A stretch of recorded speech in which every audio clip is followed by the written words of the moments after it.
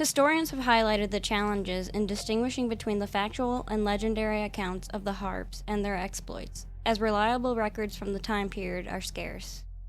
It is believed that the Harpes were born to Scottish parents in what is now Orange County, North Carolina. Micah was likely born around or before 1768 as Joshua Harpe, and Wiley around or before 1770 as William Harpe. Although many sources refer to them as brothers, there is a possibility that they were actually first cousins, named Joshua and William Harpe, who immigrated from Scotland in 1759 or 1760. According to this theory, their fathers, John and William Harpe, were brothers who settled in Orange County, North Carolina between 1761 and 1763. Like many Scottish settlers in the American colonies, the Harpers were Calvinists and loyal to the king. Before the American Revolution, the Harpe brothers' fathers may have served in Tory militias during the War of the Regulations, a conflict in which colonists in the Carolinas resisted the British colonial government's interference.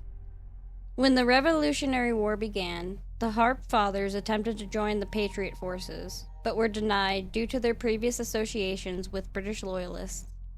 The negative treatment from Patriot neighbors likely contributed to Big and Little Harpe's feelings of persecution and their desire for revenge against those they viewed as rebellious traitors, but still subjects of King George III.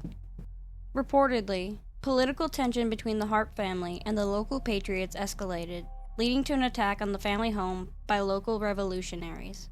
The Harpe boys witnessed the lynching of their parents and subsequently fled into the forest. They were found and rescued by members of the renegade band of Chickamauga Cherokee. Under the care of the Cherokee, the boys learned hunting, trapping, foraging, and various methods of raiding and combat. Around April or May 1775, the young Harpes left North Carolina for Virginia, seeking overseer jobs on a slave plantation. Big Harpe later traveled with two women, Susan and Betsy Betty Roberts, possibly sisters, both of whom bore him children. Little Harpe married Sarah Sally Rice, the daughter of a Baptist minister. In 1797, the Harpes embarked on a brutal crime spree across Tennessee, Kentucky, and Illinois. They later confessed to killing 39 people, although the estimated total, including unknown victims, may exceed 50. They allegedly murdered anyone at the slightest provocation, regardless of age, including infants. In 1797, while living near Knoxville, Tennessee, the Harpes were expelled from town after being accused of stealing pigs and horses. They were also charged with murdering a local man named Johnson, whose body was discovered in a river. His chest had been cut open and filled with stones, a signature method the Harpes used to dispose of their victims. After being expelled from Knoxville, the Harpes fled north into Kentucky, entering the state via the Wilderness Road near the Cumberland Gap. They are believed to have murdered a peddler named Peyton, stealing his horse and some of his goods. In December, they killed 2 travelers from Maryland. Following this, a man named John Langford, traveling from Virginia to Kentucky, was found dead, and a local innkeeper directed authorities to the Harpes. The Harpes were pursued, captured, and jailed in the state prison at Danville, Kentucky, but they managed to escape. In retaliation for their capture, the Harpes mutilated and killed the young son of a man who had assisted the authorities. On April 22, 1799, Kentucky Governor James Garrett offered a $300 reward for each of the Harpes. While fleeing northward, the Harpes killed 2 men named Edmonton and Stump. Near the mouth of the Saline River in southern Illinois, they encountered and killed 3 men. They made their way to Cave in Rock, a natural cave on the Illinois bank of the Ohio River, known as the stronghold for river pirate and criminal gang leader Samuel Mason. Despite a posse aggressively pursuing them, the Harpes reached the cave, outpacing their pursuers, who had stopped on the opposite shore in Kentucky. Accompanied by their wives and 3 children, the Harpes took refuge with Samuel Mason and his gang, who preyed on slow-moving flatboats along the Ohio River. Despite the Mason gang's ruthlessness, they were reportedly horrified by the Harpes' actions. The Harpes had a habit of taking travelers to the top of the bluff, stripping them naked, and pushing them off, leading Samuel Mason to expel them. The Harpes then returned to eastern Tennessee, continuing their brutal murder spree. In July of 1798, they killed a farmer named Bradbury, a man named Harding, and a boy named Coffee.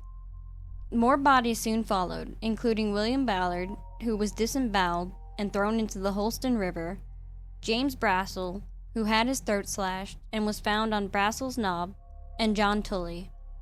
In south-central Kentucky, John Graves and his teenage son were found bludgeoned to death with an axe. In Logan County, the Harpes killed a young girl, a young slave, and an entire family asleep in their camp. In August of 1799, near Russellville, Kentucky, Big Harpe killed his infant daughter by bashing her head against a tree, an act he later admitted caused him genuine remorse. That same month, a man named Trowbridge was found disemboweled in Highland Creek. At the Stegall home in Webster County, the Harpes killed an overnight guest, Major William Love, and Miss Moses Stegall's 4-month-old baby boy by slitting his throat because he had cried, like Big Harpe's daughter. When Miss Stegall caught them in the act, she screamed and was also murdered. The Harpe killings continued in July of 1799, as they fled west to evade a new posse organized by John Leeper, which included Moses Stegall, the avenging husband and father. While the Harpes were planning to kill another settler named George Smith, the posse tracked them down on August 24, 1799. When the posse called for their surrender, the Harpes attempted to flee. Micah Harpe was shot in the leg and back by Leeper, who then caught up with him, pulling him from his horse and subduing him with a tomahawk. As he lay dying, Micah Harpe confessed to 20 murders. While still conscious, Moses Stegall slowly decapitated him. Harpe's head was later spiked on a pole at a crossroads near the Moses Stegall cabin, a site still known today as Harpe's Head or Harpe's Head Road in Webster County, Kentucky.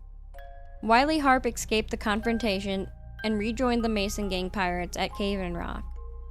4 years later, Wiley was captured along with the rest of the gang, but went unrecognized, using the alias John Seton or John Sutton. Both Wiley Harpe and gang leader Samuel Mason managed to escape, although Samuel was shot. Afterwards, Little Harpe and another gang member, Peter Alston, son of the counterfeiter Philip Alston, attempted to claim the bounty on Mason. It is unclear whether Mason died from his wounds or if Harpe killed him. While presenting Mason's head, a Kentuckian recognized Harpe and Alston as outlaws, leading to their arrest. They soon escaped, but were quickly recaptured, tried, and sentenced to be hanged. In January of 1804, Wiley Harpe and Peter Alston were executed by hanging. Their heads were cut off and placed on stakes along the Natchez Trace as a warning to other outlaws. Thank you all so much for watching. If you enjoyed this video, please give it a thumbs up and hit the subscribe button to join our community. We upload every Monday and Thursday at 4 p.m. For more content like this, be sure to check out our other videos on the channel. You can also follow us on our other social media platforms for uploads and updates. Thanks again for watching, and we'll see you in the next video.